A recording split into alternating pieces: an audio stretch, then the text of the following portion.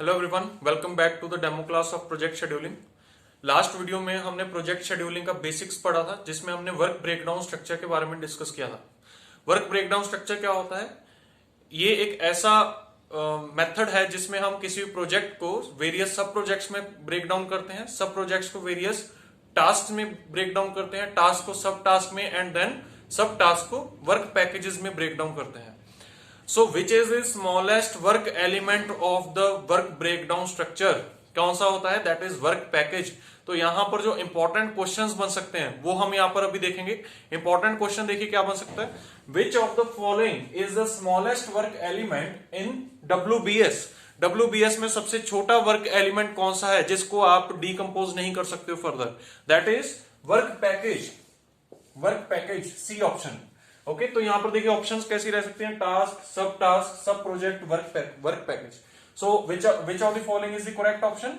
Work package. Work package is the smallest activity in A project जिसको आप further break down नहीं कर सकते हो। ओके, नेक्स्ट क्वेश्चन देखिए यहां पर क्या बन सकता है कि work breakdown structure WBS is based on. WBS is based on.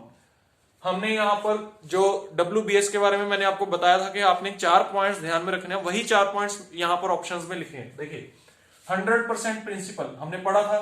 WBS works on 100% principle. कैसे? आप किसी भी प्रोजेक्ट को टोटली 100% मान लेते हो, उसके बाद उसकी जो भी आगे सब प्रोजेक्ट्स रहेंगे, वन सब project can be 50% of the total project, one sub project can be 20% of the total project, and the third sub project can be the 30% of the total project.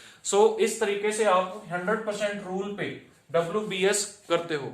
Okay, second thing about WBS is top down approach. हमने देखा था कि जो हमारी पूरी diagram बनी थी, it was started from top और डाउन की तरफ प्रोसीड कर रही थी वो डायग्राम। ठीक है, तो it is based on top down approach. Very important point, top down approach. Okay, WBS is based on hierarchical decomposition or incremental decomposition of project। बिल्कुल सही है। प्रोजेक्ट को आप डिकम्पोज करते हो into various stages. Okay, first stage is project, second stage is sub project, then task, then sub task, and then work packages. तो आपने उसको हायरार्किकली डिकम्पोज किया है प्रोजेक्ट को। Okay, and the fourth point is tree like structure. हमने जैसे diagram बनाई थी तो वो ट्री लाइक स्ट्रक्चर ही दिख रही थी। सो इसमें करेक्ट ऑप्शन क्या रहेगी? 1 2 3 4 all of the points are correct regarding WBS। So I hope आपको WBS क्लियर हो गया होगा। अब हम यहां पर प्रोजेक्ट शेड्यूलिंग की वेरियस टेक्निक्स डिस्कस करेंगे। प्रोजेक्ट शेड्यूलिंग के लिए वेरियस टेक्निक्स यहां पर आज हम डिस्कस करेंगे। ठीक है, सो वो देखते हैं, उसके बाद फिर हम आगे देखेंगे। So what are the various techniques for project scheduling? Okay, see, techniques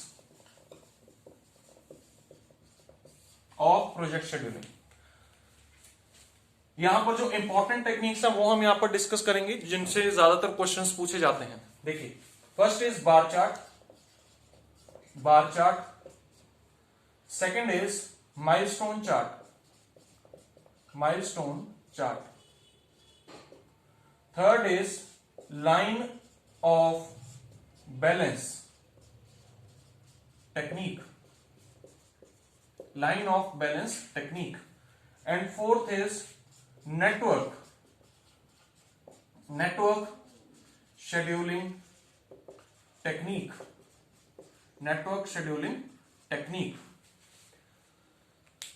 network scheduling techniques में हमारे पास जो टेक्निक्स है that is CPM,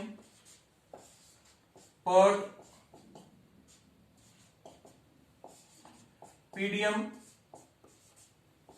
GERT।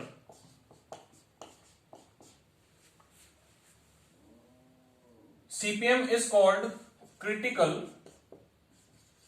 path method। PERT is called program evaluation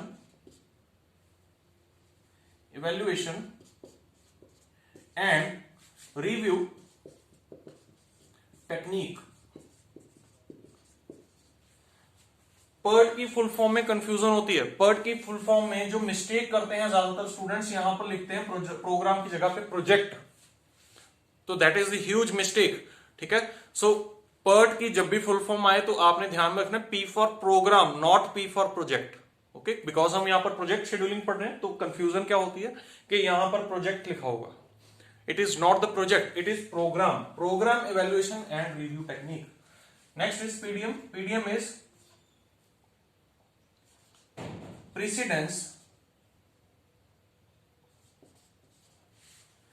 precedence diagram method, precedence diagram method. GERT is graphical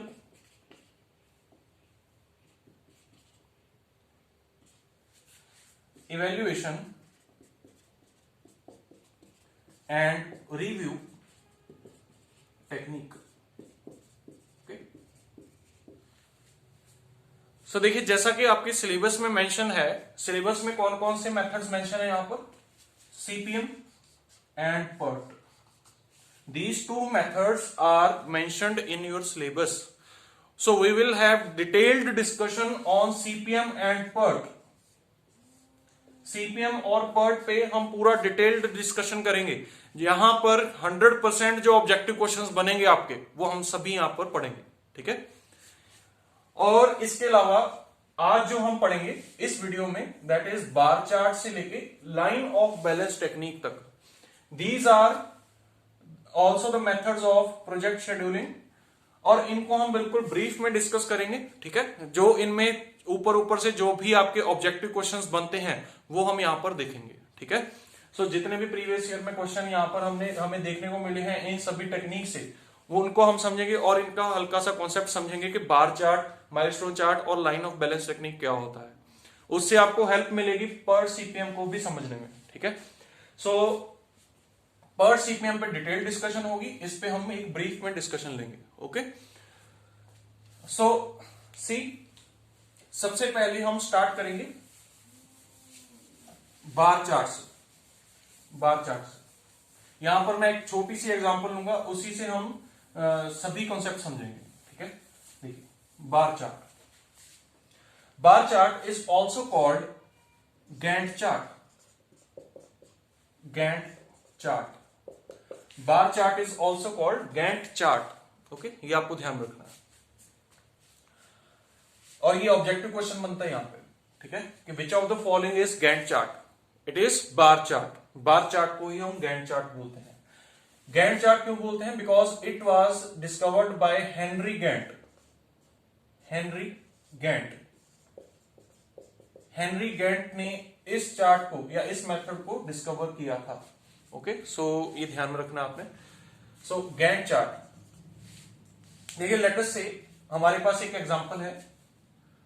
मैंने आपको पिछले video में बताया था कि आपको जो भी डाटा दिया जाएगा वो आपको टेबुलर फॉर्म में दिया जाएगा। ठीक है, सो यहां पर मैं टेबुलर फॉर्म में आपको डाटा दिखा रहा हूं। देखिए, एक्टिविटी, नेक्स्ट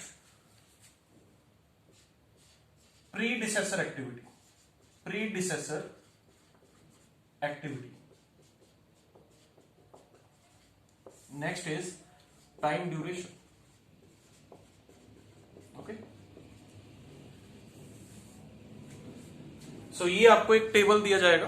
ठीक है, जिसमें आप पहले एक एक्टिविटी की बात करो जिसकी आपने टाइम ड्यूरेशन लिखनी है, और इस एक्टिविटी की प्री एक्टिविटी कौन सी होगी, मींस इस एक्टिविटी से पहले वाली एक्टिविटी कौन सी होगी।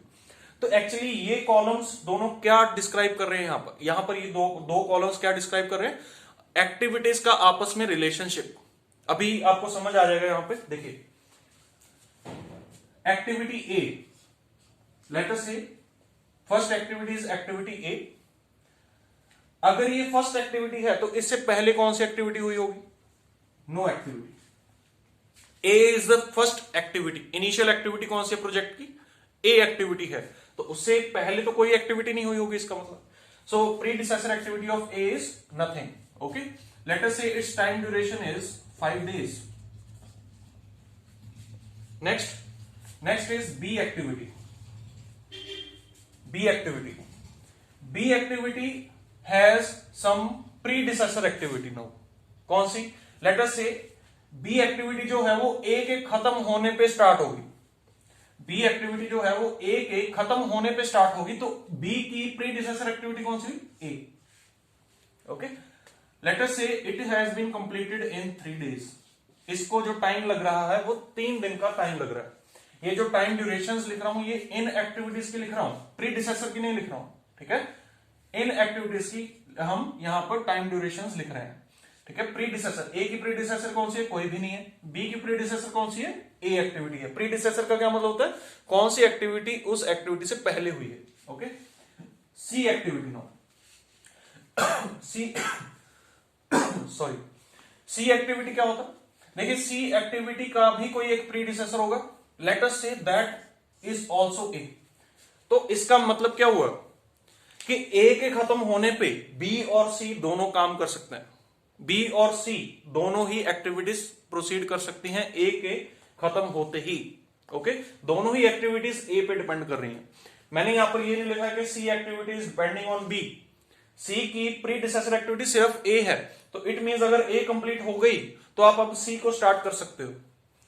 अगर ए कंप्लीट हो गई तो आप सी को स्टार्ट कर सकते हो. सी के लिए ये रिक्वायरमेंट नहीं लिखी है यहां पे कि बी भी खत्म होना चाहिए. समझ आया?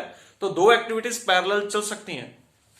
And let us say it takes 4 days. C activity को 4 दिन लगते हैं. Okay, next is D activity. D activity is depending on B and C both. Okay, B and C both, and let us say it takes 8 days. Okay, so this is your example, या ये आपका question है. ठीक है, इसके लिए आपको bar chart prepare करना है, माइलस्टोन चार्ट प्रिपेयर करना है और लाइन ऑफ बैलेंस प्रिपेयर करना है. देखिए, बार चार्ट में क्या करेंगे? बार चार्ट में आपके पास एक ग्राफ रहेगा जिसमें आप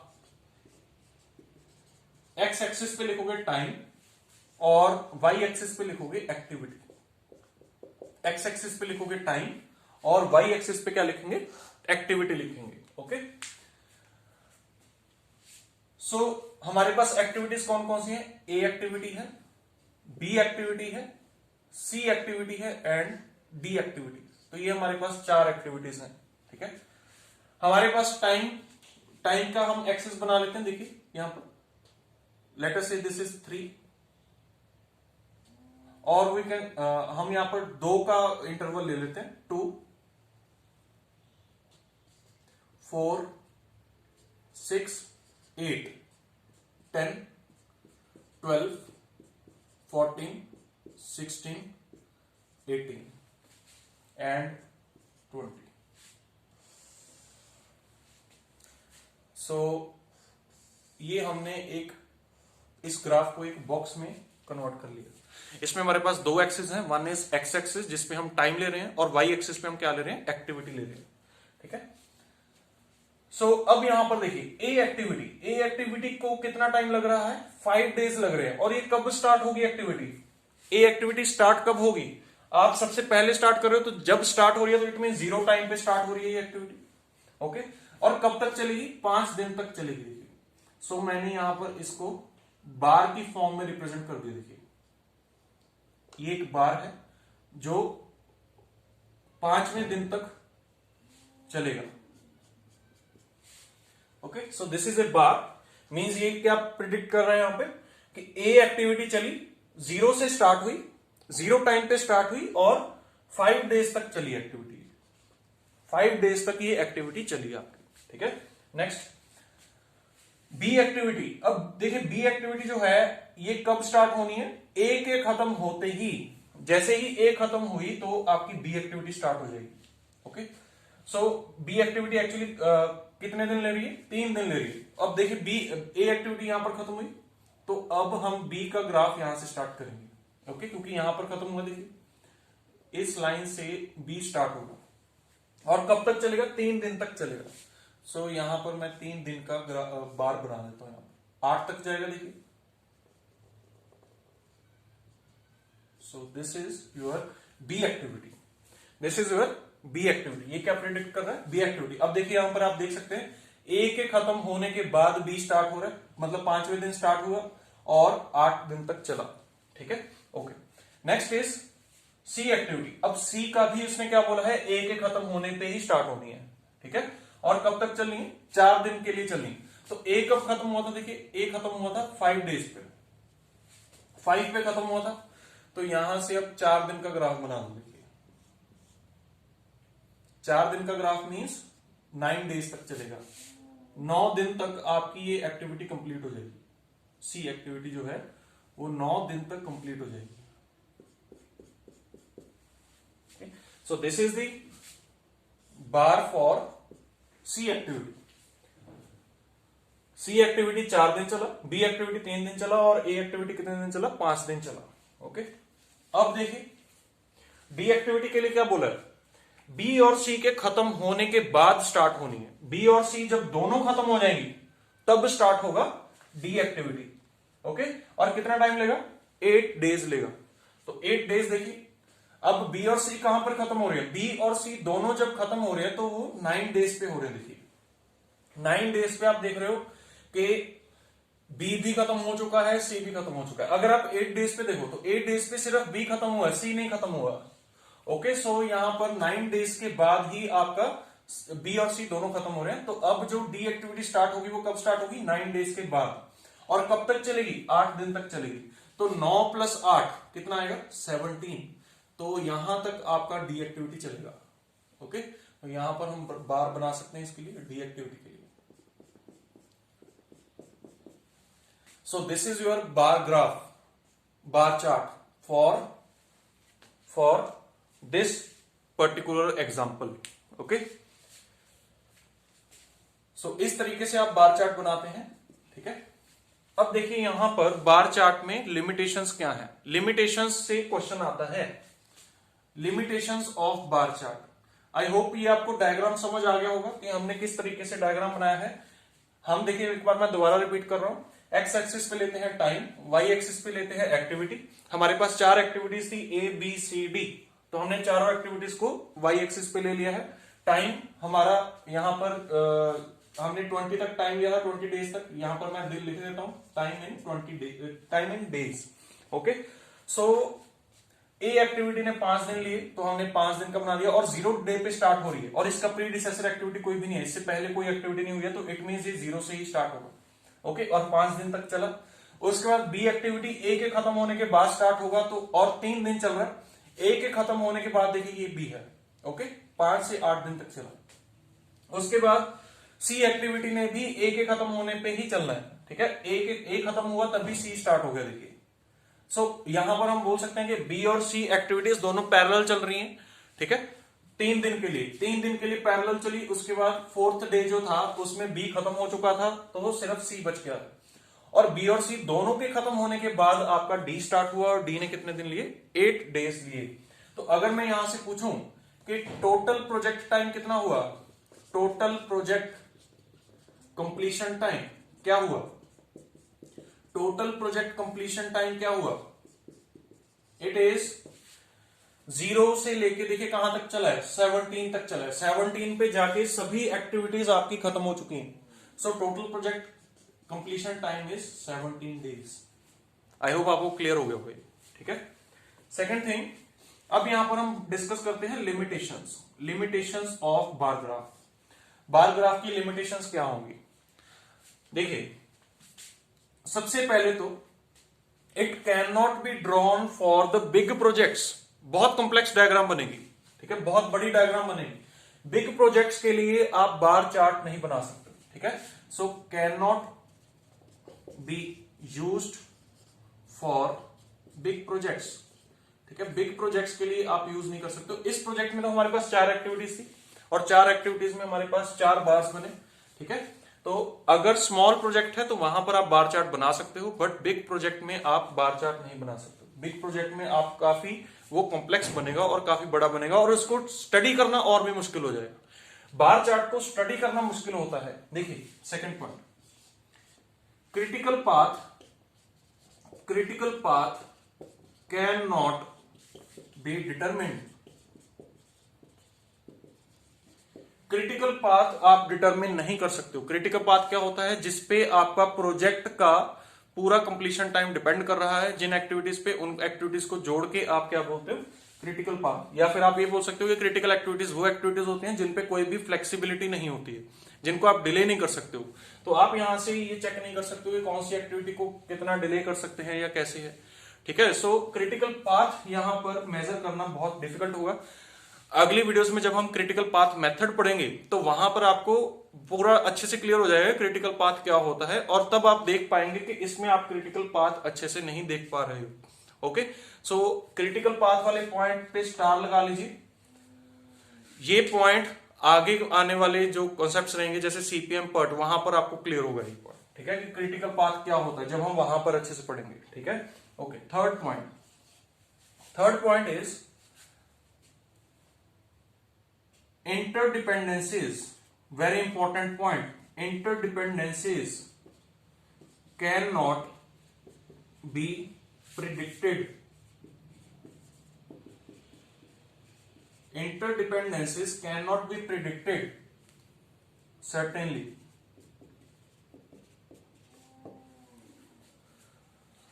बार चार्ट्स में आप इंटरडिपेंडेंसी को पूरा अच्छे से नहीं समझ सकते हो। देखिए, इस एग्जाम्पल में मैंने आपको बोला था कि जो डी एक्टिविटी है, डी एक्टिविटी बी और सी दोनों के खत्म होने पे ही स्टार्ट होगी। डी एक्टिविटी जो है वो बी और सी दोनों के खत्म होने पे स्टार्ट होगी, डी एक्टिविटी। ओके, बट यहां पर जब आपने बार चार्ट में बनाया तो बार चार्ट में आपको ये शो हो रहा है कि डी एक्टिविटी सी के खत्म होने पे स्टार्ट हो रही है। तो डी एक्टिविटी का बी के साथ आपको रिलेशन नहीं समझ आ रहा है। आई होप आपको क्लियर हो गया होगी। डी की प्रीडिसेसर एक्टिविटी यहां पर आपको कौन सी दिख रही है? सी दिख रही है सिर्फ। ठीक है, हमें यहां पर बार चार्ट को अगर स्टडी करें तो बार चार्ट को स्टडी करने में हमें यह फील हो रहा है कि जो डी एक्टिविटी है वो सी के खत्म होने पे स्टार्ट हो रही है, बट ऐसा नहीं है। हमने यहां पर मेंशन किया था कि डी ने बी और सी दोनों के खत्म होने पे ही स्टार्ट होना है। अगर मान लो बी एक्टिविटी डिले हो जाए, अगर यहां पर बी एक्टिविटी डिले हो जाए तो लेट अस से बी एक्टिविटी डिले होगी बाय 2 डेज, तो बी एक्टिविटी अगर डिले होगी 2 डेज से तो एक्चुअली बार ये बनेगा। अब आपने बी तो डिले कर दी, पर आपको यहां पर ये नहीं समझ आ रहा था, इस डायग्राम से आप ये नहीं देख सकते हो कि क्या डी एक्टिविटी बी पे डिपेंड कर रही है या नहीं कर रही है। ठीक है, तो आपने तो यहां से डी एक्टिविटी स्टार्ट कर दी, पर जब बी एक्टिविटी डिले हो चुकी है तो डी ने एक्चुअल में कहां से स्टार्ट होगी? फिर यहां से स्टार्ट होगी। समझ आया? So D activity is also depending on B, but जो कि बार चार्ट में आपको नहीं दिख रहा है। ठीक है, so interdependencies of activities can not be predicted certainly. आप पूरा श्योरली आप नहीं बोल सकते हो इंटरडिपेंडेंसीज के बारे में। Very very important point, previous year exams में पूछा जा चुका है अबाउट दिस गैंट चार्ट्स। ठीक है, गैंट चार्ट्स के रिगार्डिंग ये क्वेश्चन पूछा जा चुका है इंटरडिपेंडेंसीज के बारे में। Clear? Okay, next point, fourth is uncertainty in time of activity. Uncertainty in time of activity cannot be shown. Uncertainty in the time of activity cannot be shown. एक activity के time में अगर कुछ uncertainty है, अगर आपको लग रहा है कि टाइम उसका एग्जैक्टली वो नहीं है जो आपने टेबल में लिखा है, ठीक है, तो आप उसको कैलकुलेट नहीं कर सकते।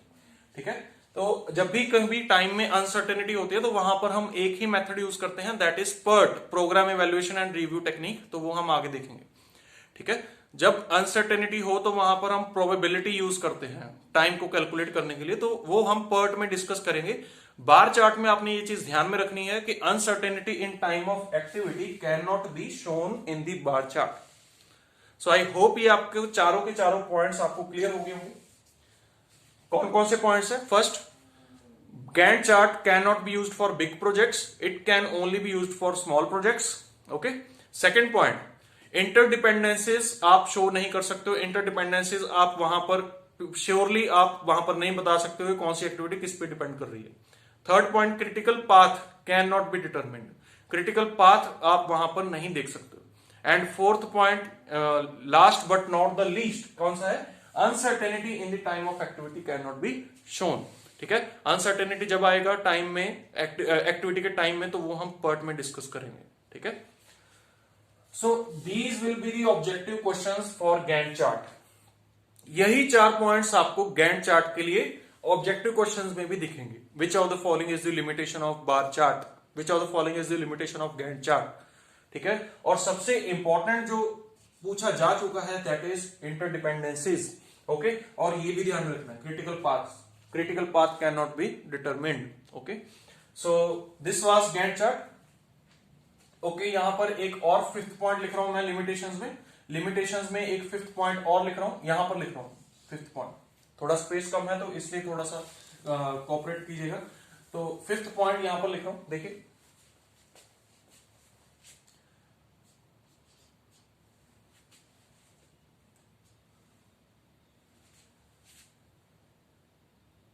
सब एक्टिविटीज